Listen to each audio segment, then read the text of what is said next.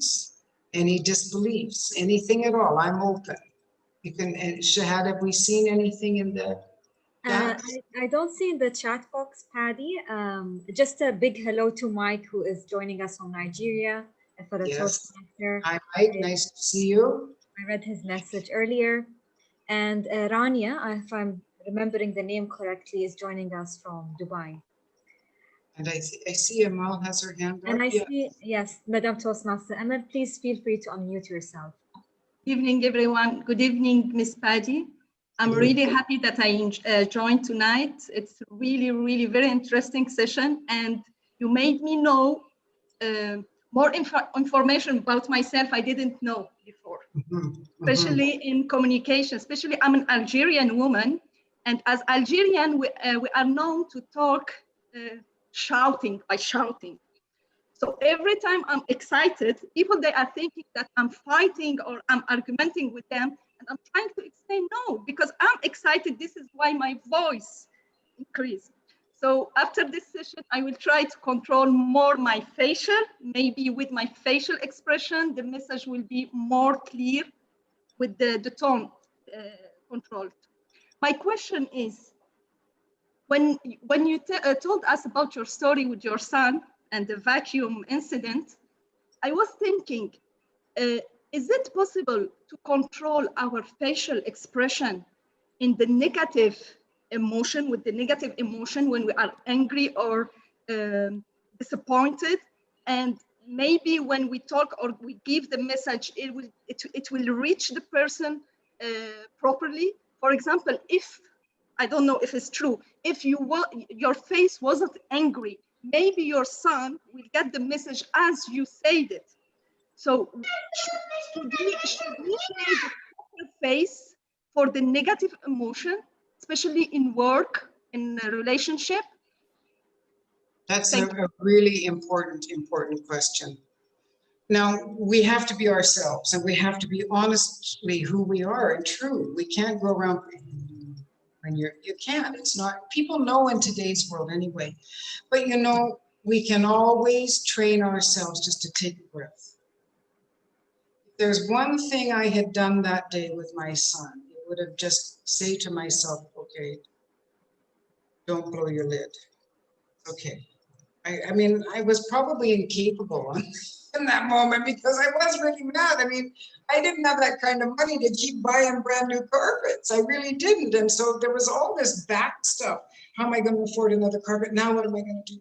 But if now when I look back, if I had just, and you know, we all know this, but there's an expression, just take a few deep breaths.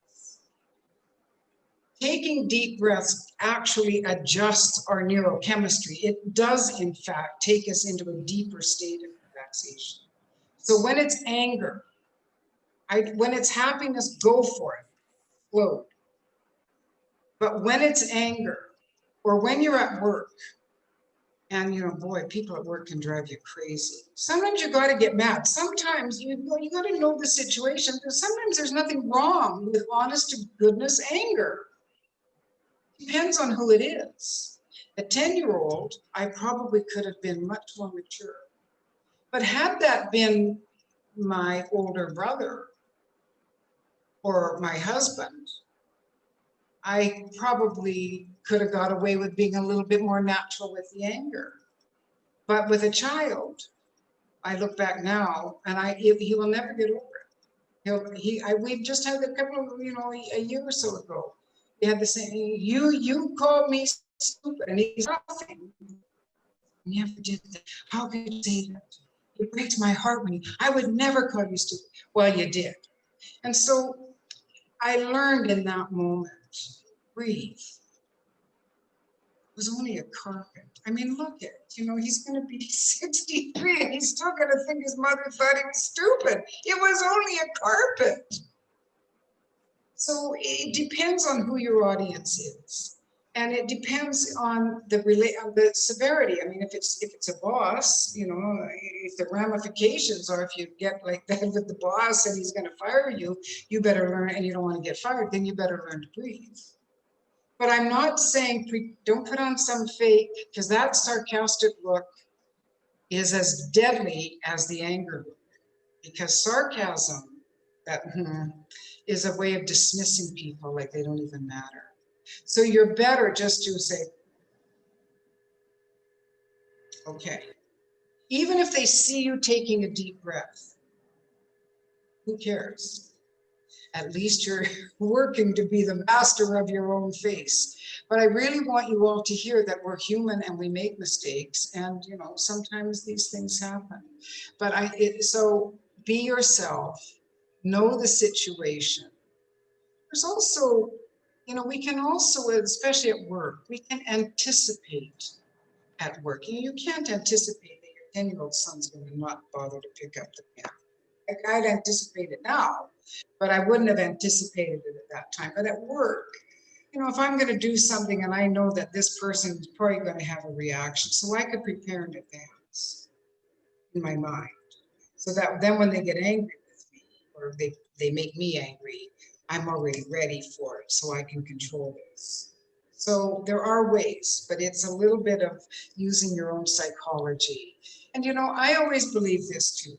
Every one of us, every person that I've ever coached and met wants to be a better person, wants to do a better job.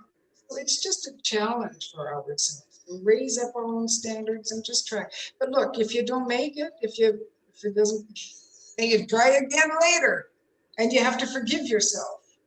And hopefully they will forgive you too. I see a wave of questions. Yes. So I would like to manage the time as well. I don't want to neglect any.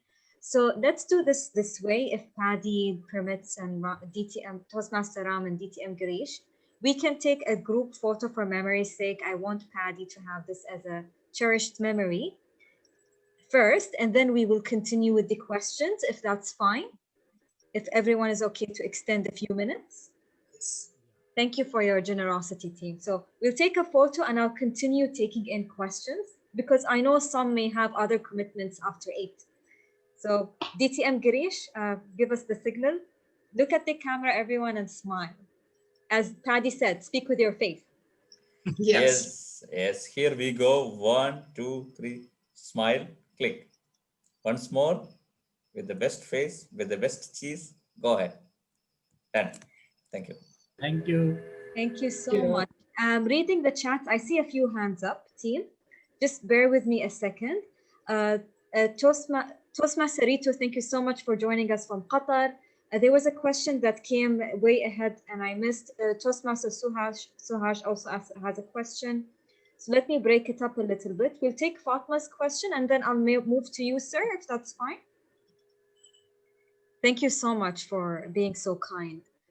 Fatma Al-Barwani is asking 2 questions actually, or one, how to use emotion during virtual call while the video is off? Well, then you really are in the radio station. So when I would be in the radio station or oftentimes out in the field reporting, I have 2 tape decks off me because in those days we had the big tape decks, and you know, you always could tell the radio people because they're over there, their hands are flying and their face are moving and nobody's watching them. They got the microphone, or they might have the microphone around their head, and they're just moving like crazy. So it doesn't matter if people can see you or not. It's the same thing. You see, this becomes so natural that it's not an act. So when you really love something and you say, that's beautiful, you don't have to act that way. So it doesn't matter if the camera's on or not. Just get into your message. Know what is the message. What's the intention behind this message? Is it to inform? If it's to inform, you just have the eyes open and away you go from there. So it's not really like acting. It doesn't matter if the camera's on or not. It's the same thing. And you all can do it because even I couldn't see all of you when you were doing the exercises, but I could hear you. And I felt like I was driving in my car and I was listening to the radio. So I don't know if that answers your question, but it really shouldn't matter if the cameras are on or not, because words are words. Your message is your message, and the message must be felt. The best communicated message is the message that is felt. So you could have a blind audience Somebody who can't see, they can still feel your message. Does that answer the question? Fatma, I see you. Super. I see Fatma nodding and smiling. Okay, good. Toastmaster Suhash, apologies. You can please proceed with your question. Yeah, so my question is, when expressing our emotions or feelings, it comes naturally. So we really don't have to, whatever the tone and everything will fall in place. But the question is, if you are talking something which you are not in sync with the emotions, and then how to express? Well, why, I guess now we're into sort of political, I've got to say it a certain way so that that's a really hard question to answer. If you're not in sync with the emotions, I don't see why we can't. You see, it's not what you say, it's how you say it. So you can say, well, that's stupid, I think you're an idiot. Or you can say, I don't know if I agree with you. I don't feel that way. But you have to decide, you always have to know what's your intention. Why is it important that I'm speaking? What is it that I want to convey? What is it that I want them to feel when I speak? So if somebody's, you're going along, I don't know, it depends on the relationship, but if it's, my mom taught me that you can say anything that needs to be said. If you think of what it is, the words you want to use, the tone of voice you want to speak in, and the feeling that you want to have your audience left with. So it doesn't mean that you can tell somebody just to go to hell. I don't mean that. You can say pretty much what needs to be said if you feel it's important. Now you have to, these are just judgments that we make as we're going. Is it worth it for me to tell this person that I don't agree? What's going to happen if I can lead to a big fight? Sometimes between spouses, right? Sometimes your husband or your wife says something, it's just better to agree. It's just, yes, dear. It's just better in the long run. But if it was something really important, then you would weigh that out. And you'd be thinking, well, gee, I don't really agree. How can I say it in such a way that doesn't hurt them? It's the first thing we do is to raise our voice. We have a God-given right to speak. And I actually think that if we would all find a way to speak honestly and say what needs to be said and say it in a way where we're aware that we don't want to hurt it, I think the world needs that. So it depends. We always have a joke in North America, the wife buys a new dress and she says to her husband, honey, does this make me look fat? And even if it makes her look really fat, the right answer is, no, you look beautiful. Because you're not going to say, well, as a matter of fact, it makes you look really fat, because you're going to be in the doghouse for a really long time. So we make agreements all the time on what's the payback? What's in it for all of us if I tell the truth? And if it's nothing and I say, sweetheart, you look beautiful. But don't say you look beautiful in anything, because then she'll think that we're smart, we women. You got to be a little bit more precise in that. But you should never feel that you have to agree unless what happens is just not going to be worth the result. And then at that point you might say, yeah, okay. Sometimes you've been arguing a long time. Sometimes you just agree just to shut the darn argument down. It's okay. But if you have something to say and you disagree, you should not sell your soul. I don't like it, but it's in your best interest to find a way to speak your truth in a way that doesn't hurt anyone. It's not easy. It's not easy being human either. It's just hard being a human being and doing the right thing because we have emotions. Does that help? Thank you. That helps answer your question? You can say it if it doesn't. I'm looking at your face and I'm not convinced that you're buying what I'm saying to you. No, it really helps, but it is a lot of work to do. Communication is not easy. Yeah. And communication so that everybody wins.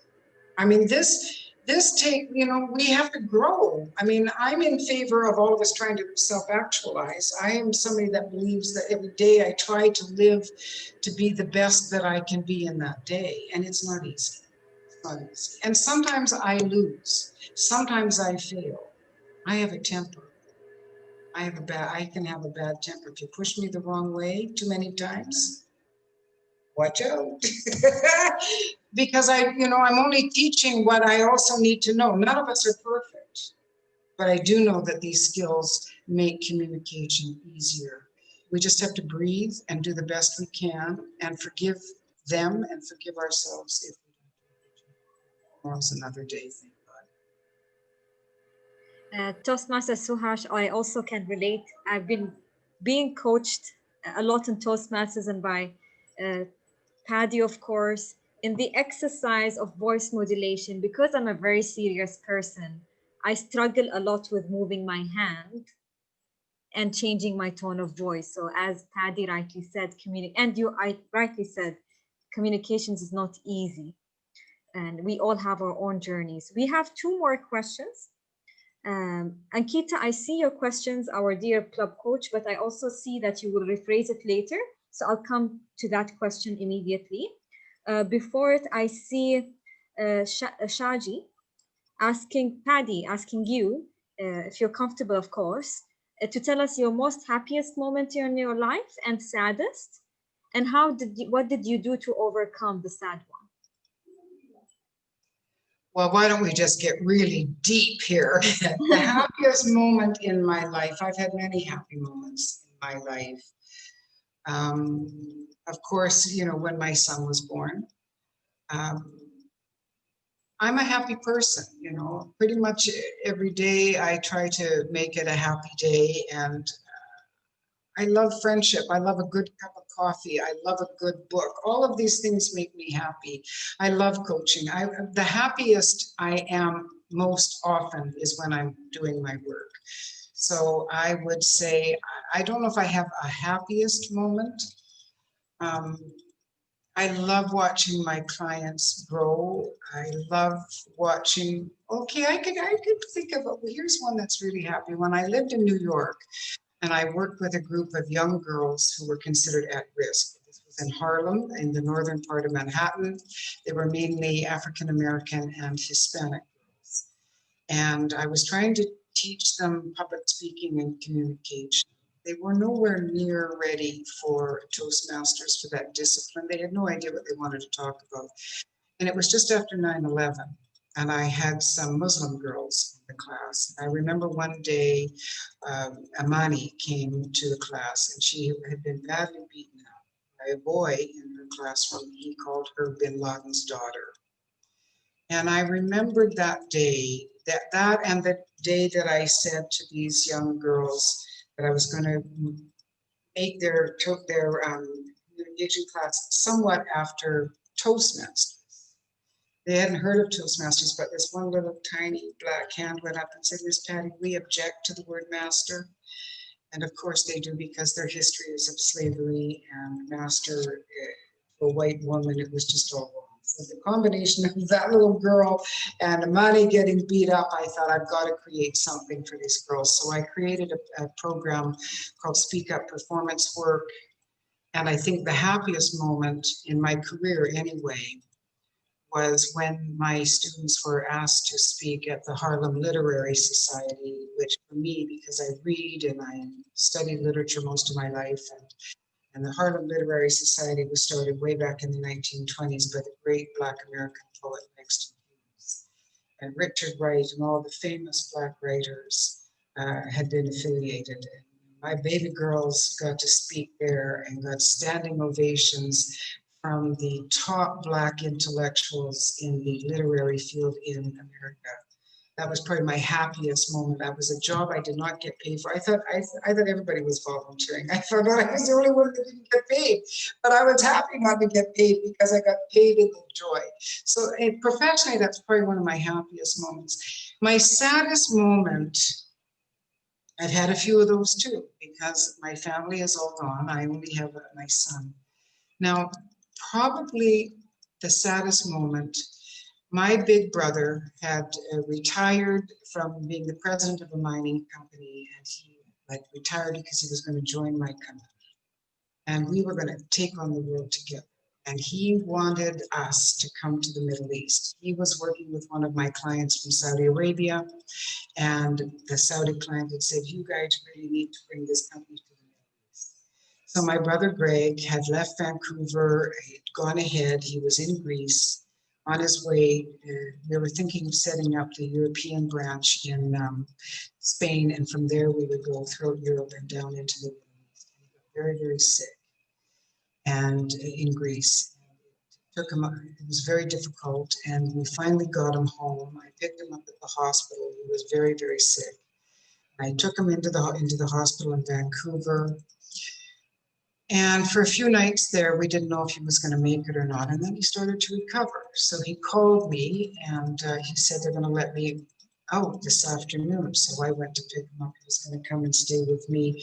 By the time I got there, he had contracted one of those super viruses from the hospital.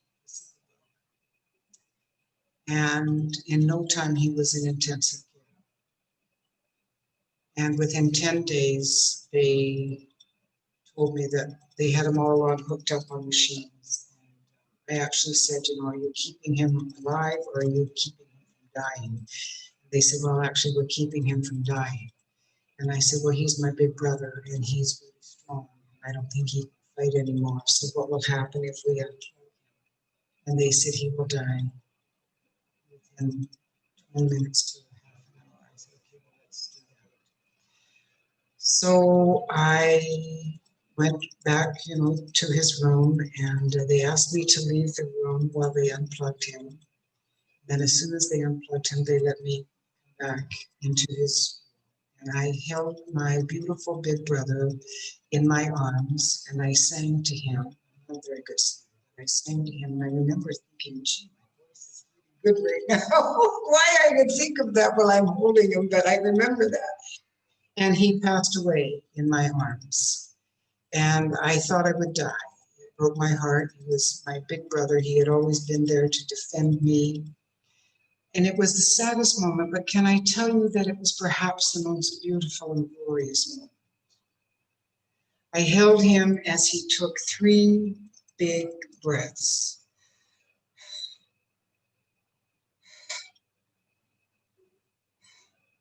And on the 3rd one, he was gone. And he was still in my arms as best I could hold him. And here was the beauty. Here was why it was one of the most glorious moments. I just said to him, dear God, here is my brother. Please guide him gently. Love you. So it was probably the saddest moment, but it was also, if you can understand, one of the most magnificent moments, the greatest gifts I've ever been given, to offer my brother to God. Of course, once then it was time to go, and I hadn't thought about how do I get out of the room. I couldn't leave him. It was terrifying. But I managed, and I got home, and I thought, well, there goes the dream for the Middle East. And ta-da! Here I am, living in the Middle East. And I've been coming regularly since DTAC in May 2018. I think this is my 6th trip. And I did that, I think, in giving him to God, being with him and holding him and giving him to God, gave me the courage to bring our dream back. So it could almost be seen as one of my, I would say, happy moment. Certainly one of the most significant moments of my life, to be there with him. And I travel with a picture of him, and I put a picture of him. He's with me. Paddy, thank you for sharing a very personal story so openly with us. I got a message from a friend who is attending this meeting, who is deeply, deeply touched and is praising you for your strength and inspiring how you can emerge strong in these very, very sad moments where you feel as you said, you felt like you will die, but here you are continuing your brother dream and your dream as well. Thank you again. Thank you. I see a lot of praise, Paddy. Yes. So later on, you can please remain and read the praise because I can see they're heartfelt. And I'll move on to Ankita question. She rephrased it here. How do we use voice tone in formal meetings? Madam Toastmaster Ankita, I hope you're still here. Yes, I can see you. How do we use our voice and our tone in, well, you think of the intention. Formal meetings, sorry, Paddy. Yes. Well, formal meetings require a different posture and they're a different level of seriousness. You know, you should always know what is your intention. What is it for me? Because the best message is the message that is felt. So it doesn't matter to whom I'm speaking. I'm always, what do I want them to feel? What do I want them to take away? Now, this is Toastmasters, so I can be a little bit more fun.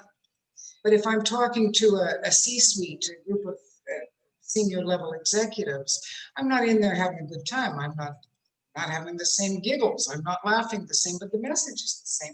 So I just changed my intention a little bit to match the situation, match the scenario. You know, you always go into these things anticipating, well, what do I think is going to happen? You know, the number one question as speakers, why is it important for my audience to hear what I have to say? Because if I don't know that, then I don't really have any right asking anybody to come and listen to me, right? I don't have, what night is it? I don't even know what day it is, Wednesday night. You could all be doing other things. Granted, no matter, we're all locked down and we're under curfew, so you couldn't be out having dinner. But in the normal world, you could be doing anything, but here you are with me. And I have to honor that, and I have to respect that, and I must speak to that. Now, when I'm in an executive meeting and I'm coaching the executives, or I'm in those meetings where it's very serious, I have to honor the people that are there. And everything that I say, I want what I'm speaking, I want what I'm saying, I want it to have some impact. I always am prepared.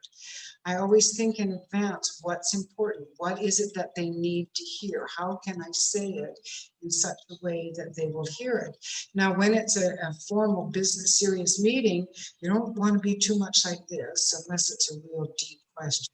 But you also don't want to be too much like this because this is too silly and too happy. But you want them to trust you. You want people to trust you and listen to you. Have an open face. Lift your eyes up, keep your eyes open, just as I'm doing. I'm not like bug-eye. I don't use Botox, although some of my students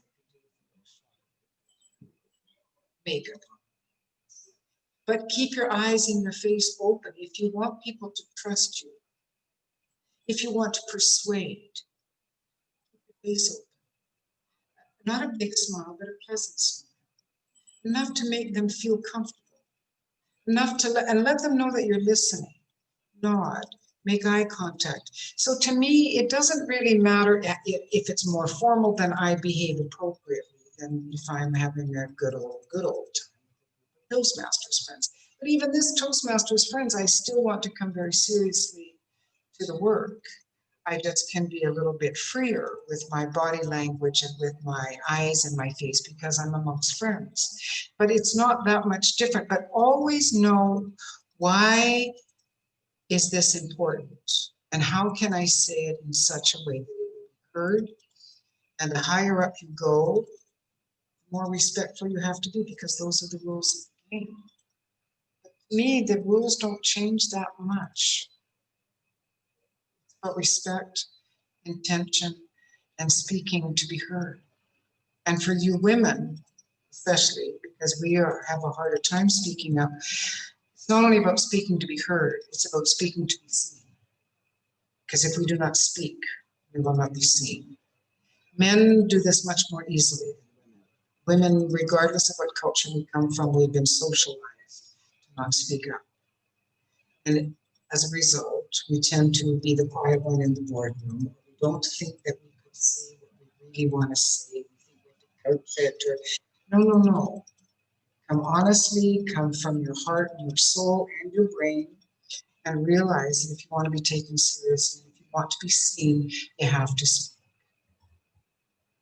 That help answer the question? Super. Yes, Paddy, thank you. Good, you're welcome. I've been hosting many Toastmaster sessions as TMOD, and this is a very great, it's great to see that we started with 40 people. We announced the session for an hour, and I understand others have some commitments. So what I would thank you all for staying, but I'll take one last question, which is the last question in the chat log, and that's it for the day. I see lots of curiosity in your eyes, and I do encourage you all as a client of Paddy to feel free to get in touch with her. Please. She's extremely approachable and she will respond accordingly. So the last question is from our brilliant artist, Madame Toastmaster Sony, asking us, sorry, I scrolled a little bit down. Madame Toastmaster Sony, if you can go on unmute. I can see it here. How can I control my voice? As at times I feel I'm too loud. Down a bit. Breathing exercises. Breathing exercises. The right amount, the great voice, a great voice is when the right amount of air hits the right amount of vocal cord. Now, we only had 40 minutes and I wanted to focus on face, but a very, very important part of voice is breathing. We have to do diaphragmatic breathing. So, you can't be going around all the time, every minute of your life doing a breathing exercise before you speak. But when you find yourself you hear yourself being too loud, just take a deep breath. Take a couple of deep breaths all the way down into the belly. And exhale. If you breathe in for the count of 5, exhale to the count of 10. Then breathe into the count of 6, exhale to the count of 12. Make sure that you fully exhale. Because oftentimes what happens when we get excited, and we start breathing like this, and then we're full of air, and then boom, that air, it's like a storm hitting a sail on a sailboat. All of a sudden, whoosh, the boat goes really fast. To control the volume, you need to work on controlling the breath. Now, I have a little booklet that I give out to people, so please contact me. Email only if you want to make sure you get it. Sonia, I suggest that you do this. And I'll send you this little booklet that's got some elocution. But Thank you so much. Exercises. Thank you so much. Okay, and this will really help you a lot, I think. Thank you. Okay. Thank you, everyone. Apologies, I'm trying to put a stop to time. First time I attempt to do this because it's a very engaging session, but I also want to respect that other people have other commitments. Paddy, thank you for generously extending the allotted time by half an hour. I know you have so many different commitments with clients all around the world at different time zones. I would thank you all, and I'd like to give our President Ram, if he's okay, closing remarks, if possible. Sure. Yeah, sure. Thank you, Shahad. I wish to thank our guest speaker, Ms. Paddy, for enlightened with so much of her points. My only wish is that, we learned this long time ago. I may have read a lot of management books and a lot of, self-help books, and attended a lot of coaching classes, but nobody covered these points. So this is totally a new learning for me. And right from this moment, I'm going to apply this in my life. Good. Yes, thank you very much. One of the reasons why the movie stars or the movies are so popular is only because of the voice and the facial expressions. And I wish, it's not wish, I just think all of them sounded like me. The movie industry would have gone long back. So I have to learn a lot. And thank you very much for this, all the points.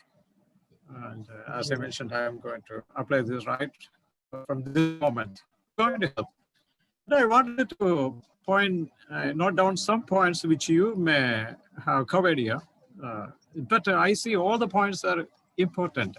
Even then, I would like to highlight this point. If you do not speak well, you do not rise up. This is what I like most. So this is very important in our personal life as well as in our professional life. So if you want to rise up, beware how you speak. Okay, so that's it. So heartfelt thanks from me. And secondly, I'm not finished yet, but it's just okay. All these things, all this today's session, today's learning is happened only because Madam Toastmaster Shahad. She's the one who is instrumental in bringing you to this platform. And thank you, Shahad, for doing this. We look forward to have more such sessions in the future. This is going to help us a lot in our life. And I would like to thank DTM Girish also. If there are two words which I want to describe, or if I want to use as an adjective for him, he's very enthusiastic. And he is very, he has got a lot of organizational skill. So related to this, Toastmasters, he is very much this. He has got a lot of other qualities. I would like to thank all other members of the NTI Trendsetters Club, because this is a collective decision to have this kinds of, guest speakers invitation, and we are going to have such programs in future also. Finally, I would like to thank everyone who is here at this moment. And I would like to also say that, we are going to have more such programs in future. So we will look forward to having your participation in future also. One of the positive aspect of Corona is that, wherever you are in the world, we can all come to this. So you are reachable anywhere, and anybody can participate. And most importantly, all can benefit from such learnings. So thank you, everyone. So this is not ending now. We will continue. For the time being, goodbye to everyone. And let me declare the meeting is adjourned. Thank you all. Thank you, Namaste. Thank you. Paddy, there are beautiful